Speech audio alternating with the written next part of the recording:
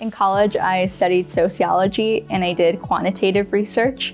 So after college, I was looking for a job that had an analytical focus and included working with data around people as well as their actions.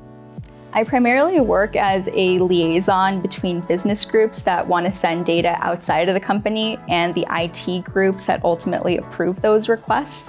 So I screen data transfers that might be risky or contain customer information, and I help guide those business groups through the approval process and ultimately get those requests approved. I would say that everyone here is really friendly during the onboarding process. That's something I was reminded of by everyone, and I found it to be absolutely true.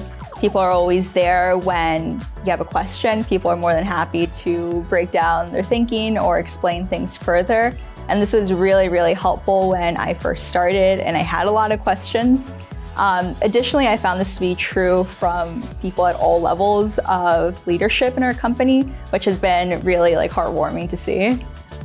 I would say that people who are really successful here are really values focused. We're a really competitive company, but we're always centering our values, specifically safety, first. So at the beginning of every meeting, we have a safety moment, so it's always front of mind. So I think to be successful here, you need to be really high performing without losing sight of your values.